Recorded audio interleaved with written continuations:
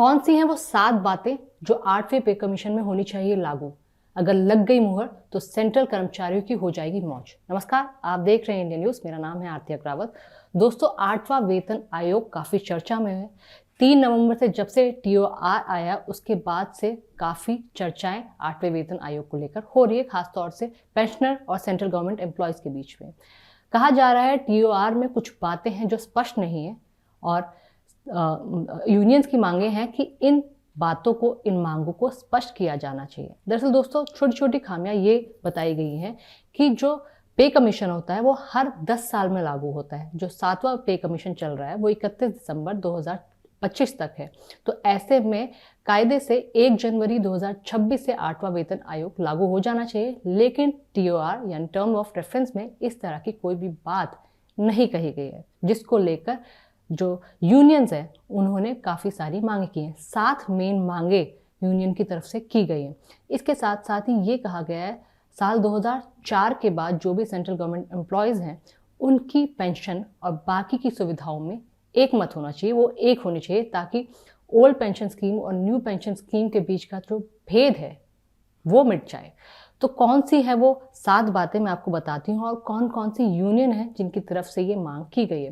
दोस्तों, 3 नवंबर को ये टीओआर पेश किया गया था सरकार की तरफ से, जिसको लेकर कहा गया है कि सेंट्रल गवर्नमेंट और जो पेंशनर्स है उन्होंने कुछ खामियां इसमें ढूंढी है। उनका कहना है कि 8वें पे कमीशन में ये बात कहीं भी स्पष्ट नहीं की गई है कि 8वां वेतन आयोग कब से लागू होगा, जिसको लेकर AIDF यानी all India defence employ federation और CCGEW confederation of central government employ and workers और BPS यानी भारत पेंशनर समाज ने प्रधानमंत्री और वित्त मंत्री निर्मला सीतारमण को एक चिट्ठी लिखी, कई चिट्ठियां लिखी, जिनमें ये याचिका एक तरफ से दायर की गई है, अपनी अर्जी लगाई है कि ये जो टर्म ऑफ रेफरेंस है इसमें कुछ क्लैरिटी हो और इनको जल्द सुधारने की बात भी की गई है। क्या है संगठन की 7 बड़ी मांगे? सबसे पहले 8वें वेतन आयोग के टीओआर में ये साफ किया जाए कि ये सिफारिशें कब से लागू होंगी। कायदे से ये मांगे 1 जनवरी 2026 से लागू होनी चाहिए,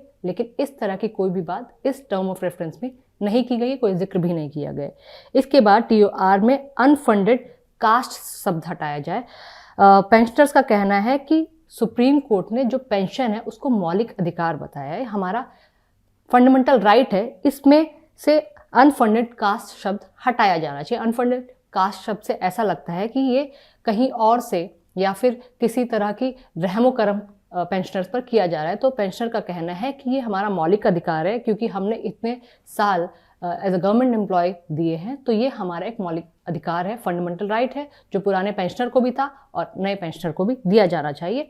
इससे वंचित नहीं रखा जाना चाहिए। और हालांकि ये बात साफ भी है, क्योंकि जैसे डिफेंस सेक्टर में जो पेंशनर हैं उनको पूरी की पूरी सुविधाएं मिलती है, लेकिन बाकी जो सेंट्रल गवर्नमेंट एम्प्लॉयज़ है 2004 के बाद से ये पूरा मामला बदल गया था। इसके बाद तीसरी मांग है 2004 के बाद जो भर्ती हुए यानी 26 लाख से ज़्यादा कर्मचारियों के लिए पुरानी पेंशन स्कीम यानी ओल्ड पेंशन स्कीम को लागू किया जाना चाहिए। यही मैं आपको अभी कह रही थी, इस तरह की बात की जा रही है। इसके साथ साथ 8वें वेतन आयोग में OPS यानी old pension scheme, NPS new pension scheme और UPS तीनों योजनाओं की पूरी समीक्षा की जानी चाहिए, जिससे ये जो भेदभाव है, ये जो डिफरेंस है ओल्ड पेंशन स्कीम और न्यू पेंशन स्कीम को लेकर कम से कम वो हट जाना चाहिए। इसके साथ 5वीं मांग है सभी पेंशनर के लिए एक समान पेंशन नियम लागू होना चाहिए, ताकि पुराने और नए पेंशनर के बीच का भेदभाव खत्म हो जाए। और इसके साथ जो ग्रामीण डाक सेवक यानी GDS है उसको भी इस 8वें वेतन आयोग में लागू किया जाना चाहिए, ताकि जो बेनिफिट है ज़्यादा लोगों तक पहुंच पाए। इसके साथ क्योंकि महंगाई बहुत बढ़ गई है, बढ़ती महंगाई के कारण कर्मचारियों और पेंशनरों को तुरंत 20% का अंतिम राहत दी जानी चाहिए, जिससे उनको काफ़ी लाभ होगा, क्योंकि महंगाई काफ़ी बढ़ चुकी है। इस तरह इन तीनों यूनियन ने मांग की है। और आखिरी CGHS में बड़े सुधार किए जाने चाहिए, नए केंद्र खोले जाने चाहिए, नए सेंटर पॉइंट्स खोले जाने चाहिए, जो पूरे देश में कैशलेस ट्रीटमेंट हो सके, और संसद की लंबित जो समिति है उसको तुरंत इन सिफारिशों को लागू किया जाना चाहिए। इस तरह की मांगे इन तीनों यूनियन की तरफ से की गई है। अब दोस्तों, क्योंकि 69 लाख से भी ज़्यादा पेंशनरों की जो एक तरह से फ्यूचर है वो इस 8वें वेतन आयोग में कहीं ना कहीं अटका हुआ है। हालांकि 8वें वेतन आयोग में ऐसी बहुत सारी मांगे हैं जो पेंशनर की तरफ से, सेंट्रल गवर्नमेंट कर्मचारियों की तरफ से की गई है। जैसे सेंट्रल गवर्नमेंट कर्मचारियों का कहना है कि जिस पहले जो बेनिफिट मिलते थे वो जो बेसिक आपकी सैलरी होती थी उसके आधार पर मिलते थे, लेकिन अब क्योंकि महंगाई बढ़ चुकी है, आज का ज़माना डिजिटल युग है, इंटरनेट और वाईफाई जैसी सुविधाएं भी, मोबाइल रिचार्ज जैसी सुविधाएं भी एक व्यस्क वसूल करता है, तो वो सब भी इस पूरे एज अ होल एक यूनिट में ऐड होना चाहिए।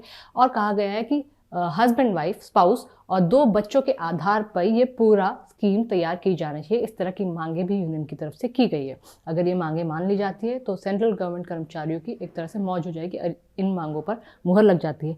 अगर आप में से बहुत लोग TOR होती क्या भला है ये नहीं जानते, तो TOR एक रोड मैप होता है, टर्म ऑफ रेफरेंस जिसे कहते हैं, जिस पे आयोग किस किस मुद्दे पर काम करेगा वो तय किया जाता है। और TOR में स्पेशली सैलरी भत्ते, बेसिक सैलरी, पेंशन और फिटमेंट फैक्टर का ध्यान रखा जाता है, और इसके अलावा और भी दूसरे लाभों को ऐड किया जाता है। तो TOR जो 3 नवंबर को सरकार की तरफ से पेश किया है, उसके अकॉर्डिंग जो सेंट्रल गवर्नमेंट कर्मचारी है और जो पेंशनर है उनको लगता है कि इसमें कुछ खामियां हैं, और ये जो 7 पॉइंटर्स हैं इनको बिल्कुल माना जाना चाहिए। इसमें सबसे बड़ी बात ओल्ड पेंशन स्कीम और न्यू पेंशन स्कीम को लेकर है। जो 2004 के बाद सेंट्रल गवर्नमेंट कर्मचारी भर्ती हुए, उनकी पेंशन स्कीम अलग है। उनका मानना है कि हम सबको भी जो बेनिफिट मिलना चाहिए वो OPS के आधार पर ही मिलना चाहिए। और सबसे इम्पॉर्टेंट बात कि TOR में बिल्कुल भी 1 जनवरी 2026 से 8वें वेतन आयोग के लागू होने की बात नहीं की गई है। इसीलिए बहुत सारे सेंट्रल गवर्नमेंट कर्मचारी और पेंशनर अधर में हैं कि ये आखिरकार 8वां वेतन आयोग, 8th पे कमीशन कब से लागू होगा।